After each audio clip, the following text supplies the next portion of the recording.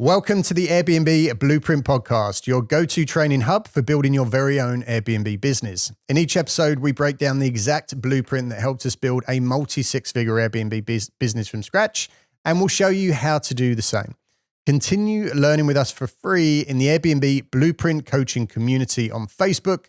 Find the link in our show notes below. Commit, believe, succeed. Let's go.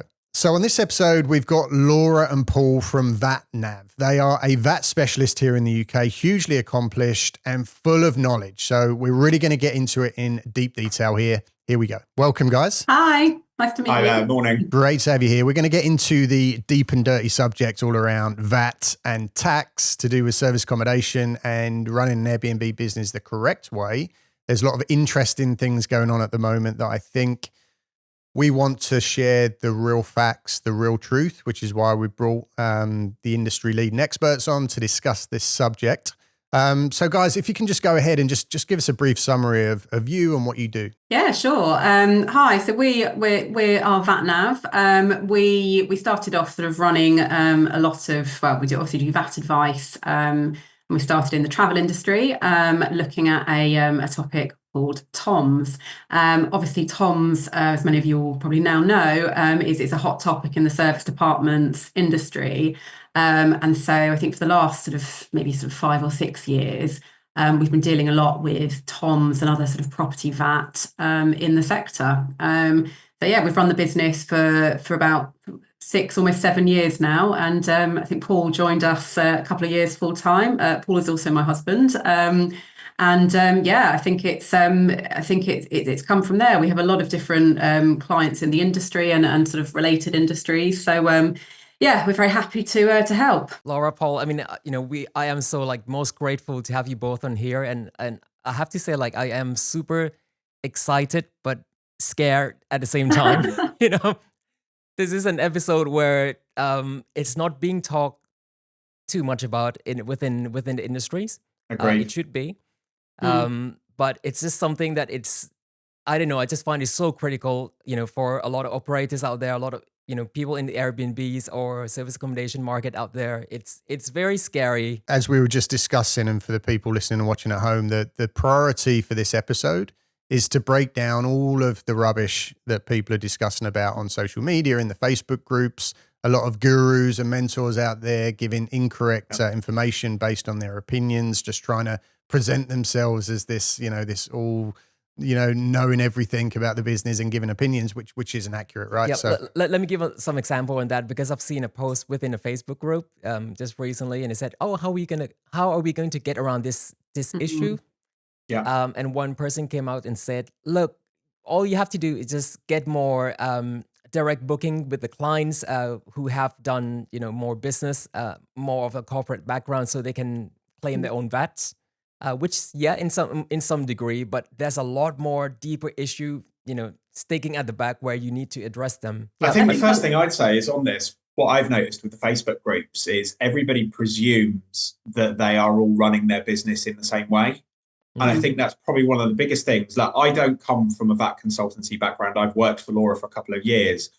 And however, I have been self-employed for a very long time. And one thing that I've always understood is that your business is individual to you. And the way in which you have things set up, the contracts that you have with your suppliers and your vendors, and everything like that is going to be individual to you.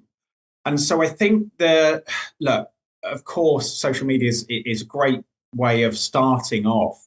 But I think too many people are taking something that they've heard somebody say and they've just said, "Oh, okay, I don't need to dig any further into it."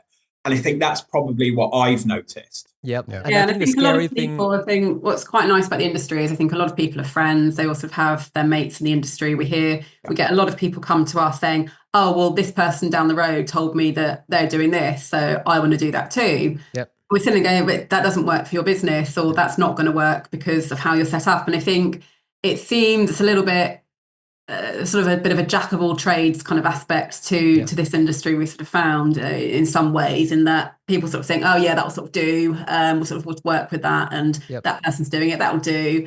But obviously we see the back end of that. We see what happens when that'll do goes wrong. And I think that's the thing. It may be that For most people, it doesn't. But if you're one of the few that it kind of does go wrong for, then it can really go wrong. very I think wrong. that's what we want to try and stop. I'm always very conscious when we do the show that we've got people from all different levels that are coming in and listening. Some people who are just thinking about starting an Airbnb business, some people who are already hugely established with, hundreds of properties and however it's structured. So I think in general, VAT and tax is quite a complicated and misunderstood matter for most people, unless you're really good at numbers or you've come from that background, like quite similar to, Pooh just gets it. Someone like myself, not so much, I find it really difficult and quite complicated. So I think a nice place to start would be could you just give us like a summary in as without going into too much detail, just the real basics of like, what is VAT? What's some of the different schemes that are available specific to this business of serviced accommodation? So what is VAT? VAT is, and I think actually this is quite an important one, VAT is a tax on each transaction. So whereas I think you have your corporate tax at year end and personal tax at year end, I know we do, VAT is literally unique to each individual transaction. So each sale and purchase you make has its own VAT treatment. Now, in the industry, in the property industry, I think the first key question is about what is the basis for VAT registration. And then, yes, as you said, Alex, I think it's about what scheme you're on, what percent you're paying, how to get the best out of it. Now, normally, when your sales of taxable services go over 90,000, you need to register for VAT. There are some exceptions to this, but that's the sort of norm. In the property industry, one question then is, what is a taxable sale? Now, we deal with quite a lot of businesses that have serviced accommodation as one aspect, but the other aspect may be ASTs. Now, ASTs are an exempt source of income. They're not taxable. They don't count towards your taxable turnover for registration purposes. So the first thing is whenever anyone does any sales, again, remember this is a transaction per transaction basis. We need to think about what actually is the sort of underlying liability of that sale. Now, where you've got an AST format, I'm not going to say there's no issues, but we don't have this big issue of loads of VAT to pay because we know that ASTs are exempt from VAT. So you may incur VAT on purchases and not be able to recover it, but there's no big issue of losing a load of margin to VAT payable. Now, if we look at the shorter term lets, so the serviced accommodation, we then say, well, actually, where we're selling short-term accommodation to a tourist or a visitor, that is going to be taxable in some way. So any income which is relating to short-term lets to tourists and visitors is going to count in some way towards the threshold, and it's going to be taxed in some way once you're VAT registered. And yes, there's a few ways to do this. So the starting point is that it's taxable under the normal rules, which means that you would be paying 20% VAT on your sales, the full selling price, and you can recover input VAT on your purchases. Now, one of the downfalls of this for serviced accommodation is that your main purchase is normally not VATable because you've signed a 3-year lease with a landlord, say, and a 3-year lease is not VATable in most circumstances. So you may have, under the normal VAT rules, you may have to pay 20% VAT on your selling price, but you can't really recover much VAT on your purchase. So the overall impact of becoming VAT registered is that you've basically got almost 20% of your whole income is payable to the taxman. Now, obviously less any VAT on purchases, but as we've established with the main purchase being non-VATable, we don't have much to recover in a lot of cases. So for a lot of businesses who sort of register for VAT, it kind of wipes out their margin. The other sort of, I suppose, schemes that are available is there is a sort of a scheme for small businesses called the flat rate scheme, where in many circumstances, not all, but in many circumstances, the percentage that you pay of VAT essentially is reduced to 10.5%. Now, there are conditions attached to that. and it only applies where your income is under 230. It has to be under 150k to join the scheme. So it can be a solution in some cases for smaller businesses. The other one, which we will, I'm sure, touch on in a lot of detail, is the TOMS scheme. Now, the TOMS scheme solves a lot, but the crucial, I think, element to that is, does it actually apply in the first place? And I think because the TOMS rules are so beneficial to serviced accommodation, most people would love them to apply. But the case rulings that we have going through the courts at the moment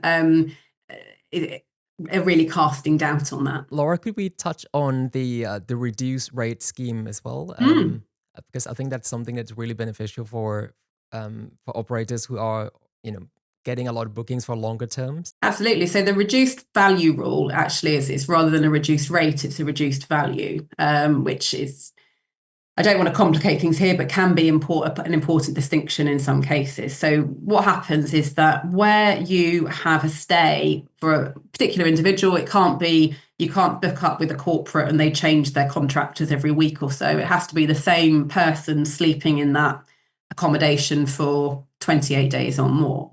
In that circumstance, assuming that you're not using the flat rate scheme or TOMS or whatever, you're just using normal VAT rules, the first 28 days are taxed at 20% under the normal rate.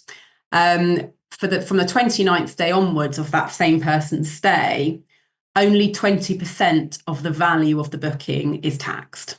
So basically, 20% of the value is taxed at 20%. We have an effective rate of 4%. So we often hear this reduced rate of 4%, but actually it's not. All we're saying there is that HMRC allow you to exclude 80% of the value of the booking from VAT. So it's 20% of 20%. Yeah. If the VAT rate is that 20% of the services, or is it on the accommodation itself? So basically what we're saying there is that HMRC say that the accommodation aspect of the stay can be excluded from VAT, but at least 20% of the value of the stay must relate to non-accommodation stuff like additional services. So basically 20% of the value is the minimum amount you have to still tax. Yeah. So you may have, if you had, let's say you had serviced accommodation, but actually half the value was for like a gym, a spa, meals, etc., then your 4% rate, you actually may say, well, actually, I only think 60% of the value of this is for accommodation. The rest is for all these crazy facilities. In which case it wouldn't be 4%, it would be 20% or 40%. So let's say, for example, we have, bookings for, I don't know, say £100. And then, sometimes we include like laundry services or the linen services. But then that's been factored into, let's say, 20% of the whole value, and then we get taxed 20% of that value instead of the whole £100. But remember, it has to be at least 20%. So even if people listening are saying, oh well, yeah, all we provide other than accommodation is laundry, and that's only 2% of the selling price, you can't just tax 2%. You have to tax at least 20%, the minimum. So 4% is the minimum you can apply to the 29th day onwards. And is there a limit to the length of stay once you go on to 29 days and beyond? Well, no, but then the question is it residential versus is it accommodation for tourists or visitors? So again, I think the limit, there is no official limit, no, but obviously if you're looking at a stay of 6 months to a year, the question is, well, actually, is that person still a visitor or are they actually a resident? Yeah. And there's various tests and cases. Well, that is why I wanted to ask the question, because we always, say to invoice every 28 days, right, to protect yourself from any kind of crossing the lines or blurring the lines of residential ASTs and squatters' rights and all this kind of crazy stuff. So how does that work? That's an it depends kind of question, to be honest. I think the thing is, it's with VAT, a lot of it comes down to intention. So if you know that someone intends to really stay somewhere for 2 years, let's say their kids are at school down the road, they have a doctor's surgery, their job is next door, their whole family live in the same house, and stuff, and you just invoice every 28 days, I don't think that's the thing that stops it being a residence. The thing that stops it is an intention. So we have some clients where they house people who are waiting for their actual houses to be completed.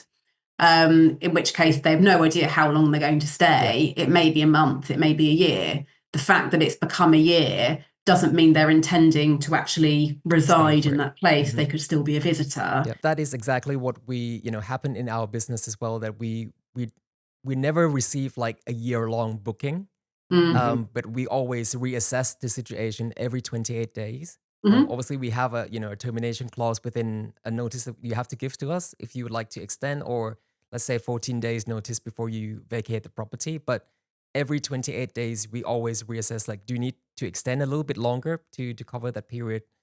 And not like, intentionally put people there 2 years straight away, because otherwise we'll get in trouble. So I would just probably apply some caution there, because as I said, it depends. It really depends on what you've got in the contract, what actually is happening in real life. And I think this is one of those areas that we were talking about before the call, where some people say, oh yeah, but someone else does this and they've kind of, they've had it reviewed by HMRC and they've been fine, so we'll just do this. But actually, if your circumstances change a tiny bit, or you have a different type of conversation with your customer, that can really matter. So I think there is no kind of one answer here. It's not a case of if you invoice every 28 days, the 4% rule applies. It's just that, yes, that may be one factor which helps, but it's not going to solve it. Not a tax specific question, but, we're in business together.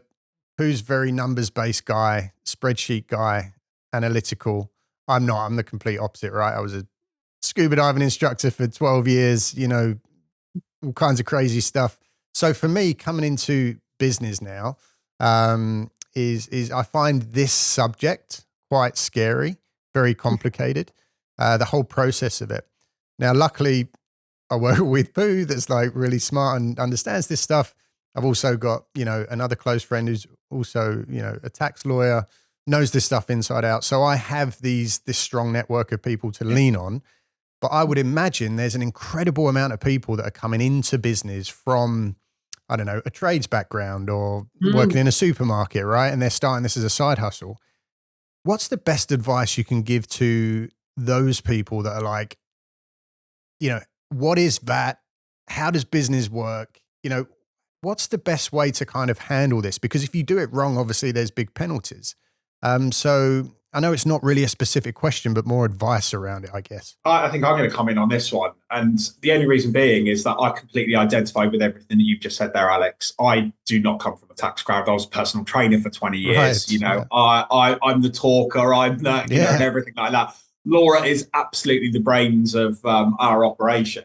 And, between the two of us, it's great because we've got two different sets of skills that actually benefit our whole business over together. I think, my advice to anybody that's just starting this off is kind of like advice that I was given years ago, is that you need to learn your skill.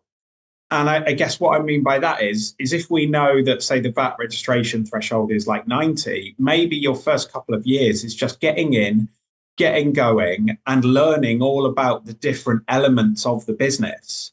And look, the VAT is a scary thing and everything like that, but it is, unfortunately, it's necessary evil once you get to a certain point. And I just think maybe to begin with, it's getting to grips with the operations, it's getting to grips with all the other day-to-day stuff, and then looking at this as a separate project within itself. And I think that's probably one thing we find with a lot of our clients is that they maybe don't approach us when they're just setting up. They don't. They maybe approach us when it becomes apparent that they need to. And, and I think having the time when normally when people come to us, they've got the time and they've got the ability at that point because they've got all the other stuff sorted. They've got the time and the energy to put into learning a little bit more about this. Yeah. Paul, but would you say like when people approach, you for consultations, a lot of time what I can see happening is sometimes, they approach you because like everything is burning. It needs, the fire needs to go out.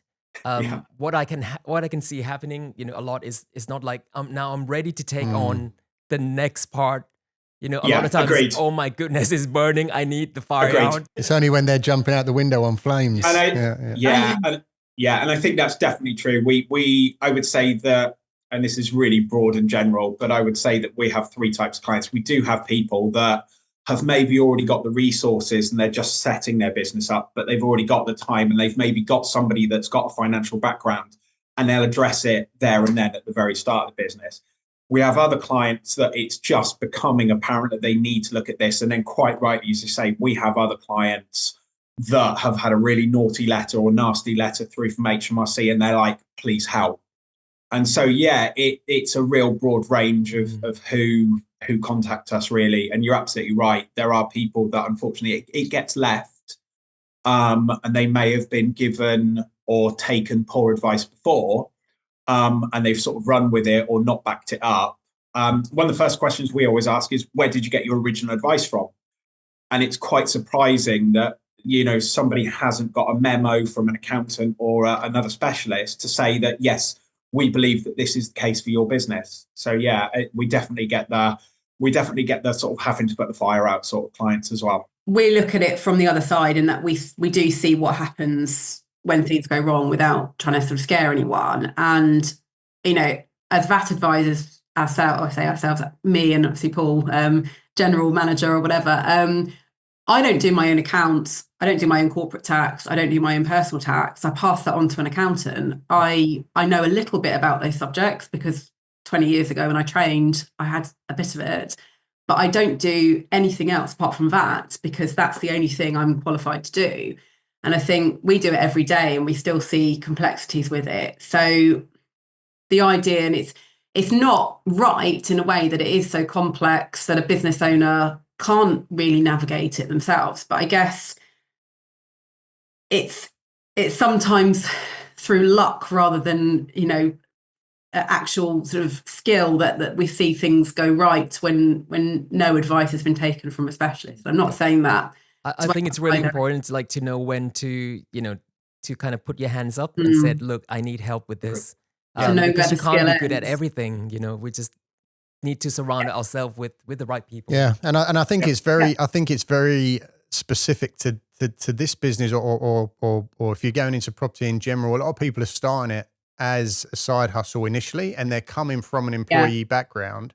So we work with a lot of people. I mean, last night within our mastermind, people that are doing really well, but they're literally, I know how to take the money and put it in the bank, right? But when it comes to actually running the business, you know, they're on fire, like Pooh's words. So it is an issue out there, I think. On the flip side, when someone is on fire and jumping out the window, it doesn't mean that nothing can be done. It just means that it's potentially more expensive to sort out and potentially you're not going to get into exactly the same position as you could have done if you sort of looked at it originally. So it doesn't mean that you're basically screwed if you get a letter from HMRC saying that's it. It just means that you're probably going to be in a worse position than someone who looked at this right at the start. You need a slightly heavier, more expensive fire blanket. Exactly. That's it. So, and that's it. And I think it's not a case of nothing. I mean, like, you know, everyone's like, I mean, if I get anything through from anyone, I mean, maybe not VAT because we tend to know what we can and can't argue with VAT. But if I get a letter through from anyone saying you owe this or you haven't paid this or something's wrong, I immediately go, this is really awful. And a lot of the time it's maybe not me. It's a misunderstanding or something. But you sort of just panic and sort of think it's awful. And actually, there's normally something that can be done. But yes, it's better to kind of. I've got a very easy way around that. If you ever get a brown envelope, you just put it in the drawer, close it, and it goes away. Give it to the dog. Knock, knock. Laura, Paul, can we have a look at the Sonder's Europe case? Let's get into it. So if you can tell us a little bit, you know, about like what this case is about, why was the decision kind of overturned in this case? The TOMS rules obviously were never meant for accommodation particularly, but they were meant for people supplying travel services, of which short-term accommodation for tourists and visitors is one. So essentially you'd sort of think, okay, it fits the serviced accommodation industry quite well. Now, when TOMS applies legitimately, we talked a while ago about under the normal rules, you'd have to pay 20% tax on your entire selling price, and you don't have much input VAT to recover. Under Tom's, you only pay tax on the direct margin made instead of the full selling price, and you can't recover direct input VAT, which is fine because the direct input VAT is non-existent because the purchase that you've used to make the accommodation is an exempt, lease from a landlord. So under Tom's, you're, instead of paying VAT on the full selling price, you're normally only paying VAT on the difference between your sales and your rent from your landlord. And you're not losing any input VAT recovery because you don't have any VAT to pay on the exempt lease in the first place. So essentially, a lot of people are a lot better off because instead of losing 20% of their whole income to VAT, they're only losing like a sixth of their margin. So it is a lot, where it applies, it is very beneficial. It also means that you only register for VAT once your margin goes over 90k. So those people starting off at the beginning potentially have a lot longer to wait until they hit 90k margin than they would hitting 90k sales price. Now, the main issue with Tom's is that it only applies where you buy in and sell something on without what's called material alteration. And the issue discussed in Sonder really is, what is material alteration? So basically what we're saying is that if you're a typical tour operator, this is what it's set up for, and you literally just sort of contract with a hotel for, right, someone wants a week in a hotel, so I go to a hotel, get a week's worth of accommodation, pass it on. Yep. The tour operator never goes to the hotel, never touches the accommodation themselves. They're not there, they're not doing anything. They haven't done anything really to alter anything to do with the accommodation itself. They've literally just passed it on, bought it in, sold it on with nothing. But the thing is, there's no definition of material alteration in law or guidance other than a very small and unhelpful paragraph from HMRC. So a lot of people have said, well, okay, we're just going to interpret this how we want. And if we buy in accommodation, even though it's a 3-year lease, and we sell on accommodation, even though it's a week, essentially we're still buying and selling accommodation. So have we materially altered it? Who knows? Mm-hmm. So this has never really been clear. So the point of the Sonder case was to discuss, the point was that HMRC wanted money out of Sonder, but the point that we're all looking at in the industry is that it really is hoping, we're hoping it's going to confirm what actually is material alteration for this purpose. Because I think it's perhaps an obvious point, but if you don't do anything to the accommodation, you buy in a week's of accommodation, you sell on a week of accommodation without doing anything to alter the apartment, there's no material alteration because nothing's been done. But, over the few years, we've sort of seen things like, well, someone buys in a 3-year lease and sells it on as a week's worth of accommodation. Now, is that change from 3 years to a week? Is that material? Again, it's a question we don't know. Some people buy in these leases, add furniture to them and sell them on. Is the addition of furniture material alteration? We don't know. And the same, they buy in and typically people may or may not add furniture, but typically you have a 3-year lease that's bought in. People may add, they may pay, so the operator will pay the utility bills and potentially do some repairs and maintenance. Maybe add a bit of furniture, whatever, and then sell on to individuals. And this is what Sonder did. It bought in leases for 2 to 10 years. It did do furnishings in some apartments, and in others it didn't. But in all cases, they had the rights to do repairs and maintenance, or the responsibilities to do repairs and maintenance, and they would pay the utilities for these apartments. And HMRC had come in and said, well, you're not in Tom's because you're materially altering by the fact that you are buying in long leases and selling on short amounts. Yep. You're adding furniture and utilities and whatever else I said, repairs and maintenance. Yep. So there's quite a few points there because it's pretty similar to anybody who's done rent to something, service accommodations or Airbnbs.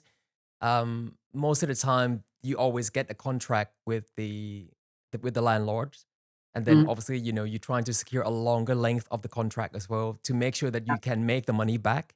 Yeah. So I take it, the length of the contract becomes a problem because now you're taking long lease and then you let it out on a short lease basis. And that's the thing. I think all of these are questions that are open with no clear answer at the moment. So I think the first tier tribunal, so the one that was heard decided in 2023, I think it was, basically said, no, that's not an issue at all. The only issue would be if you physically made irreversible changes to the apartment. So you bashed down walls or you built an extension or something. So proper capital costs being incurred, the physical nature.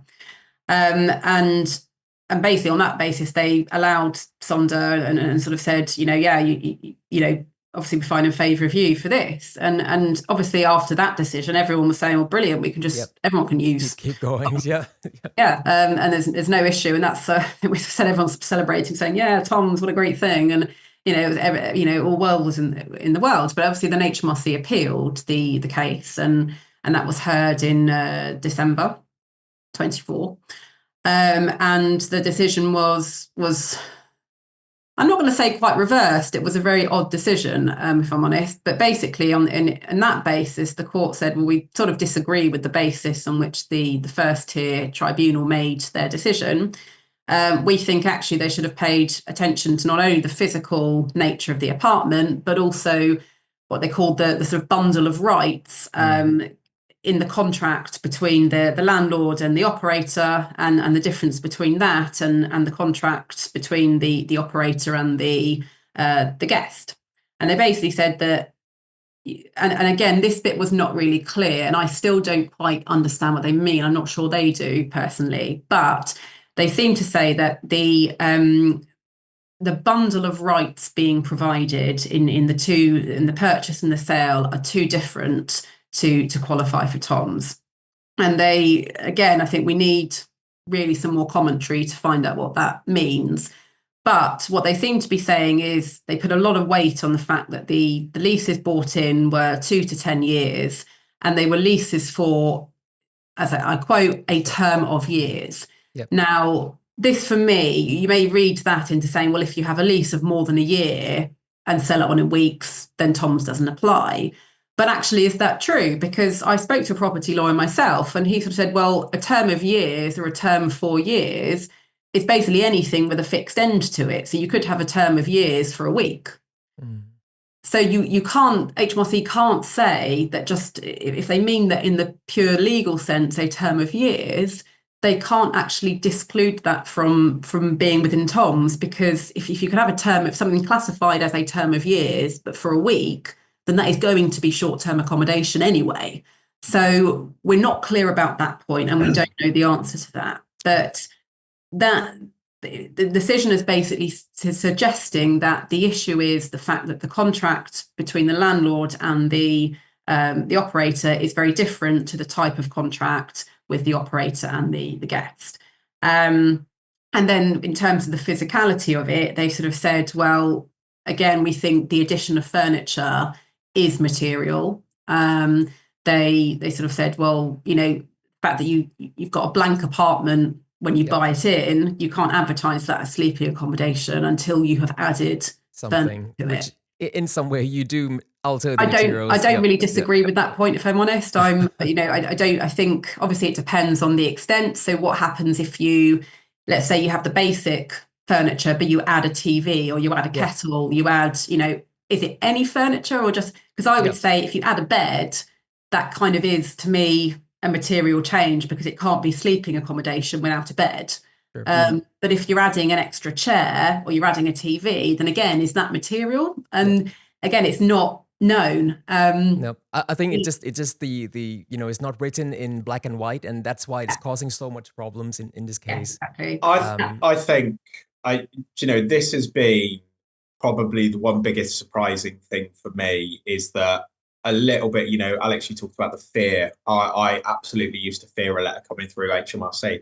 And I think one biggest thing that has surprised me about working with Laura is the sheer lack of clarity that is given by HMRC's guidance, and specifically in Tom's and, the material alteration.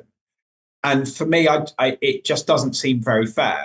After having been self-employed pretty much my whole life, I kind of always sort of thought, well, at least if everybody's playing on the same rules, then it's just down to us to sort of scrap it out as to who's providing the best product or service.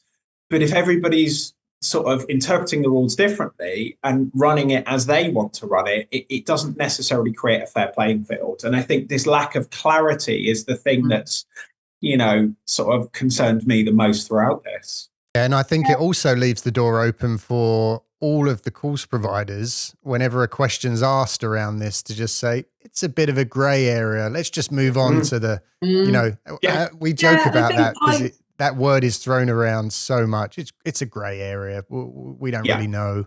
Oh, we use it all the time. We say a lot of the answers to every VAT question is it depends, because I mean it does. We were talking earlier in the call that it really depends on circumstance. But with this, I think the more I read of the case decision, the more questions I had than answers. And I think if let's say we stick with this, we don't know at the moment whether Sonder is appealing or not. They still have 8 days left to seek leave and have an appeal granted. So we don't know yet. But if it's left as it is, my concern is that it's open to interpretation, not only by individuals, but by HMRC. Now, remember that HMRC is not the courts. It's not HMRC who has decided this. It is the courts. But my interpretation of the decision is that it's not clear. It's a 25-page decision. Most of it is telling us why they thought the first tier tribunal was wrong. They weren't really spending much time telling us why they think they're right, apart from one sort of paragraph that says we think the bundle of rights is too different, basically, and we place weight on the fact that the leases are 2 to 10 years, the provision of utilities and the furnishings and stuff, the fact that they were internal repairs and insured leases or something. So you kind of think, well, do we assume from that then that if we have a lease of less than 2 years where we don't provide furniture ourselves and maybe we don't provide bills or don't have the responsibility of repairs and maintenance, does that mean that we can then use TOMS? That isn't answered in the decision. But my fear is that if we leave it, let's say there's no appeal, we just leave it at this. If nothing else comes out, then maybe we would say to people, well, there is clearly an argument there. There is a risk attached to it because there's no certainty, but there's clearly an argument that might be the case. HMRC's own guidance on, I say guidance on material alteration, it's a paragraph, allows for the fact that some leases may be okay because they talk about in their leases that are not okay. So we may argue that is the case, but it's a risk, because who's going to test that out? But the other fear I have is that if Sonder doesn't appeal and HMRC then take it upon themselves to release some guidance of their own about their interpretation, that they may just go to town and say, well, based on this case, no one can use TOMS if you do anything other than, matched nights between the two and don't have anything. So it may be that they use that decision and go all out, which I don't think is right either. So we're kind of at the moment, we're in some sort of limbo where we don't know what's going to happen. And we may get some clarity if Sonder does appeal and win, or they appeal and they lose, but we get a clearer decision. That may help. If they don't appeal, we may get to a point where we're left open to interpret it how we want, or HMRC may decide to just go and limit it further, in which case I think we would probably have an industry representation and say to them, no. But the point is that it is so grey and it's a difficult one to advise on, let alone be in the position of a business where you've got to try and use it. Yeah, Laura, so please correct me if I'm wrong, but I understand that, Sonder is a massive, we call them like big boys business, with turnover, I think more than 20 millions a year. Now, they are being questioned for this particular period. I think the VAT was maybe a few quarters back, perhaps in a certain years. Would have been a few years back. Yeah, but comparing that amount, let's say 250K, comparing to their revenue that their turnover is not, it's like 1% of their turnover. So in that case, I think Sonder might just turn around and said, you know what, I'm going to pay for that part and then set the precedence, going forward. Now, everybody else would be kind of, in a limbo in behind because now it sets the terms already. that we all have to follow? We obviously don't know what their circumstances are, but I think the industry, I mean, we hosted a webinar a few weeks ago and we've discussed it with other advisors, and the overwhelming feeling is that if Sonder doesn't appeal, it would put everyone else in a difficult position, because I don't think anyone else is going to take a case of this nature to court. No. Even then, I think it would be a shame if it ended on a decision which is confusing and a little bit inconsistent. Personally, I think if we had a clear decision, I actually spoke with the barrister that was arguing for HMRC last year in between the cases, and I sort of said to him, look, even if this goes your way, whatever happens, I would just like a clear decision, because I sort of said it's really inconsistent in the industry. Everyone is interpreting it different ways. By the way, when this industry started out, quite a while ago, but HMRC and TOMS came into play for the industry probably maybe 8 to 10 years ago. That's when we started hearing about it regularly. HMRC were accepting it. They were saying, of course, TOMS applies. I think it was only when they realised that serviced accommodation was becoming a bigger area that they were paying attention and saying no. But we have seen several letters from officers telling people that TOMS applies to their business. Now, obviously, your listeners cannot rely on that, because it relates to that individual circumstance. But if someone has a letter from HMRC saying that TOMS applies, then why would they not use it? And they're probably going to go to their mates down the pub and say, look, HMRC have let me into it. And then the mate down the pub tries to use it, but they haven't got this letter or the protection of this written letter from HMRC, and they lose it and they potentially get screwed. And it's so inconsistent. But HMRC have changed their minds on this several times, and it's becoming quite a frustrating area, I think. But don't you think, Laura, that, where we are right now with, a Labour government and, the uproar around service accommodation contributing to the housing crisis and looking for all these excuses, don't you think if it is left in limbo, that they're going to look at maybe closing that down in order to make it more difficult? Sonder, and there's also another case going through the courts at the same time called Bolt, which is basically HMRC's war on Uber drivers, I guess. I mean, this is the Airbnb war, and there's an Uber war as well going on. And basically, it's again about TOMS and a sort of similar point about alteration and status. They were both heard in the same week, in end of November, early December last year. A lot of us thought if HMRC lost both those cases, they would just what we thought they would try and do, because HMRC is currently carrying out a review into the UK TOMS system. One of the things we thought they might do is just decide to either abolish TOMS or restrict TOMS even further. Now that we've Brexited, they can kind of do what they like. The only reason we haven't done more of it before is because we had to apply the EU rules, but following Brexit, HMRC have more free reign. So our thought process was, if that did happen, HMRC may just go down the route of saying, well, we're not going to fight this again in court. We're just going to, restrict the use of TOMS in some other way. Now, the fact that they have won the case of Sonder may mean I have no idea. I don't know what HMRC are thinking, but they may be less likely to do that. But I think what it does mean is that it's a tricky one for people to sort of decide on, because what do? Do you say, okay, well, I'm going to go and use the normal rules and basically screw up my business because I've got no margin, or do I apply TOMS and sort of in whatever format and almost make a guess that it might apply, and then potentially get seen by HMRC? I mean, to be honest, I think if this decision sticks, I would not advise anyone to use TOMS if you, for example, have 3 to 5 year leases and you put furniture in. I would just say that's going to be a no, regardless. Sorry, and that's another follow-up question for me as well. That if we, let's say, for example, decided not to be within TOM schemes, and then you have to revert it back to a normal VAT schemes, which I understand you have to notify HMRC as well that you are going to be following, you're no longer with TOMS. No, there's no notification particularly.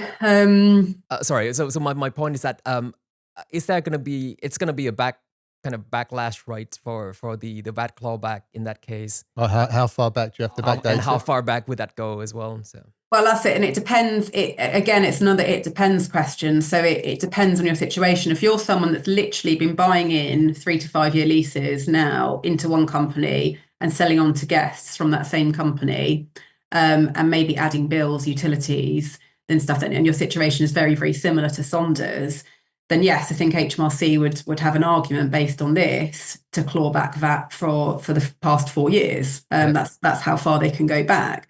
But if your situation is different to Sonder's, so we know several people who buying in a lease from either a third party or a related company or whatever for less than 2 years, they don't add furniture, they don't pay utility bills. Is that acceptable? We don't know. Mm-hmm. So it may be that if your situation is exactly the same as Sonder, then we sort of say, okay, well, yes, it probably will be a clawback over the past 4 years or however long they've been trading.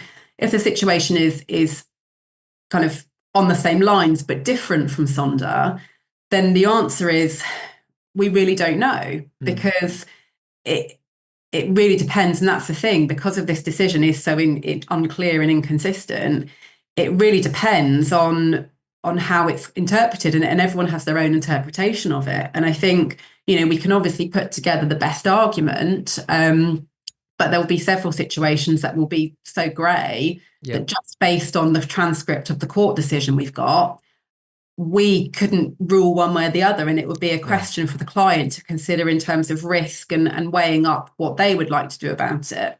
So it is unfortunately it is an it depends area, because at the moment we just don't know. I mean, it may be that the conversation we may be having in a month's time, let's say Sonder doesn't appeal and HMRC issues some guidance, the conversation may become clearer.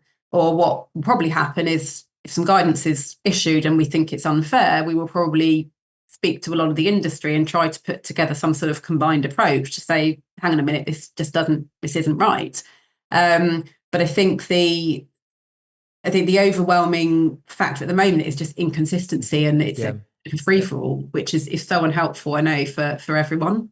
For a lot of people who have come into service accommodation market, especially for like rent to service accommodations, it would fall pretty much similar to Sonder's case. Let's say if you are taking on a property that is ready to trade, it's very unlikely. There would be some, but most of the time when you approach the investors or landlords, you want to provide a convenience for them. So you're taking on all the hassles, that means all the tenants issues, all the bills, liabilities, you're taking it all refurbishing the property 90% of the time. Yep. And that's why it would pretty much be pretty similar to Sonder's case. And now if there's going to be a VAT clawback, it was just going to wipe everybody out. I think this is the thing that surprises me, because sort of my understanding of what HMRC's remit is to recover the correct amount of tax for the population and do it in a sort of a good way of taking tax receipts and obviously recovering the money. However, I think the unintended consequence of their actions, whereby they may well think that they're going to recover this money, the unintended consequence will be that they will actually recover very little. Nothing. Because actually there's going to be a lot of people that are just not going to be able to pay back for the past 4 years. Yeah, they end up jumping off the roof instead of the window. Yeah, I mean, there's a lot of people who have taken bounce back loans to get the business going. They're not going to get anything of these back. It's agreed. So it's quite a direct consequence at this point. For the past few years, we've been putting measures with our own clients in to maybe limit the risk a bit more in terms of questioning how they're setting up their companies and their business and their arrangements with landlords and potentially related companies. We've had to say to everyone, look, we've no idea how Sonder's going to end up. We don't know if this arrangement is even in its kind of, the measures they can put in place to potentially alleviate some of the risk. We still couldn't say that this arrangement is going to, completely completely work, depending on how Sonder is going to be released. So there may be some people who have been a bit savvier and set up a sort of maybe a different structure that does potentially alleviate some of the risk, but I think there's still a lot of uncertainty regardless of what you've done.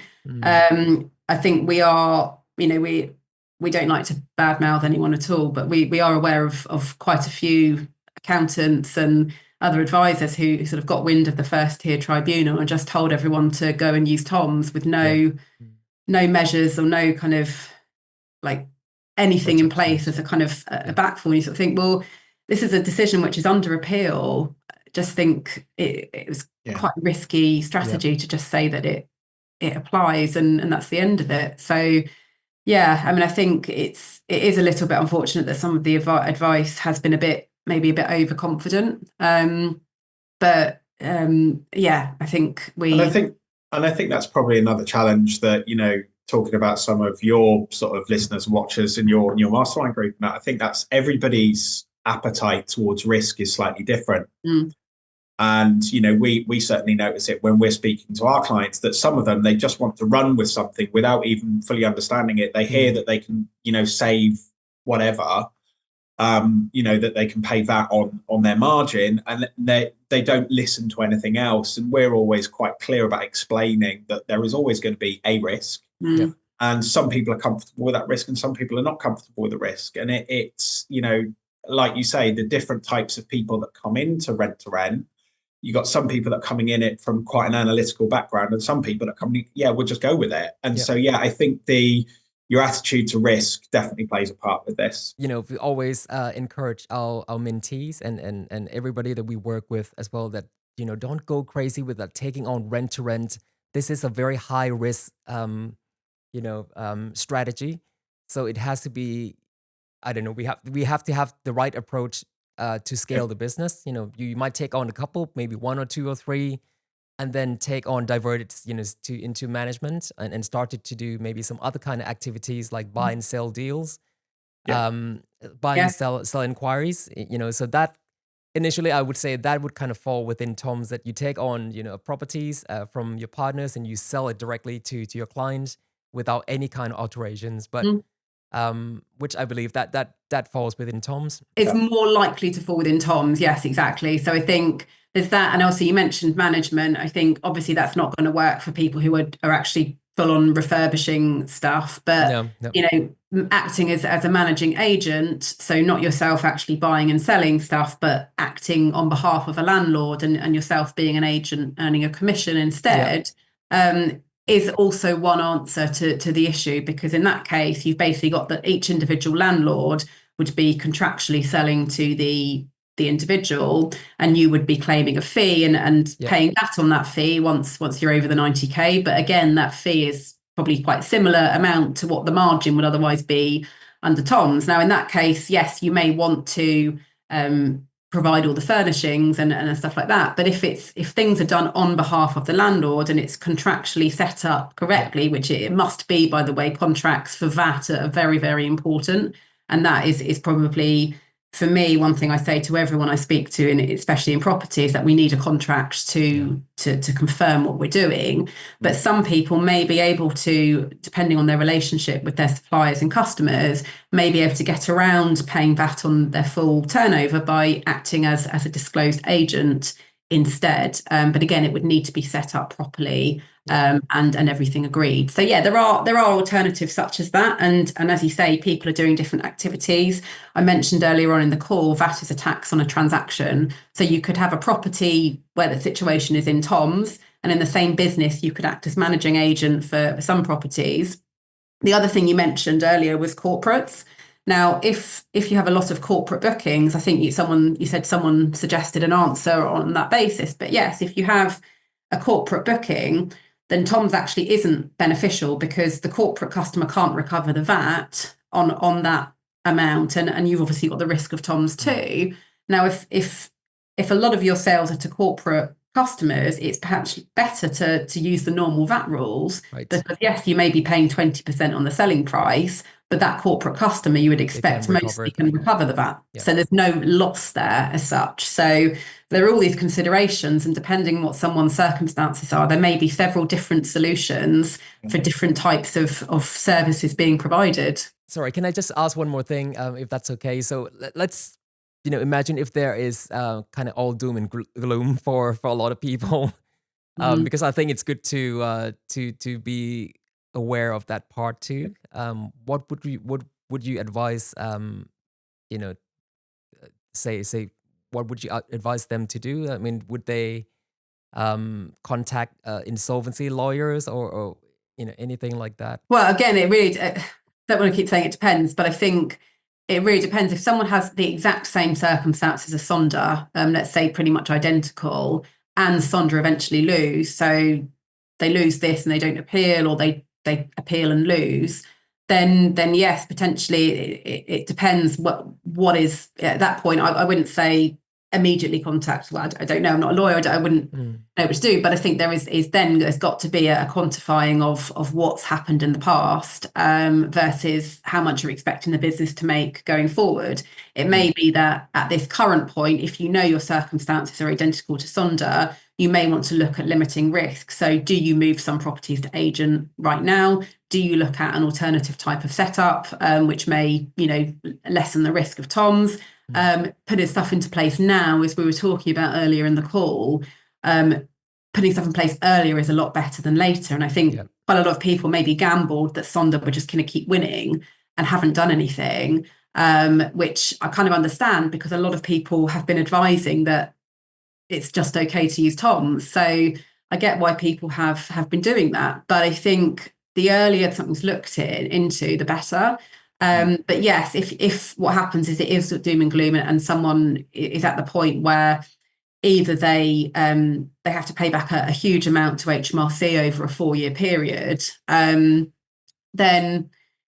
the first step probably I would say is obviously quantifying what the amount owed is, and looking and seeing, obviously, can you make that amount? HMRC have a department which looks into debt management, and it's called time to pay arrangements. So if someone has a big bill from a past 4-year period, can't pay it, HMRC will often say, right, okay, well, here's basically a monthly payment plan, and you agree that directly with HMRC to see if that's a good way forward. Obviously, going bankrupt is a massive thing. It's not, I don't know, it depends obviously the circumstances, but as a first port of call, I would say you potentially have to consider that. But my first option would be looking at, right, let's quantify it. Let's see if there's an arrangement that can be put in place first. And obviously make a move as soon as possible to try and lessen the impact on your business by putting some sort of structure in place.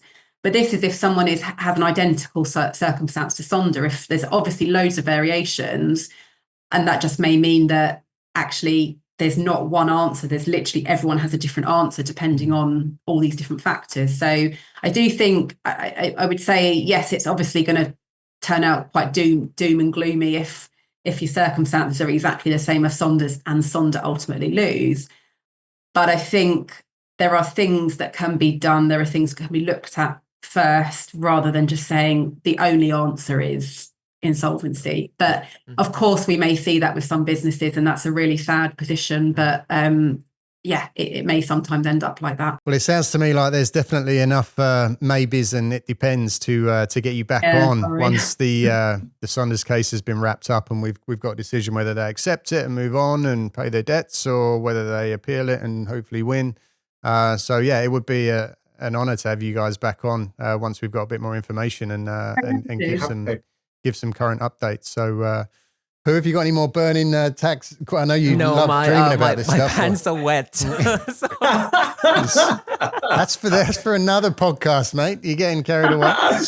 Guys, unless there's anything that we've completely skipped that you wanted to add, I think it might be a good place to wrap things up there. It's such a broad, vast subject, right? We can talk for days and weeks. But I think the best thing would be to get another episode in once we've got some more information. So look, really, really appreciate it so much. And you really laid it out in as simple way as possible. So really appreciate that.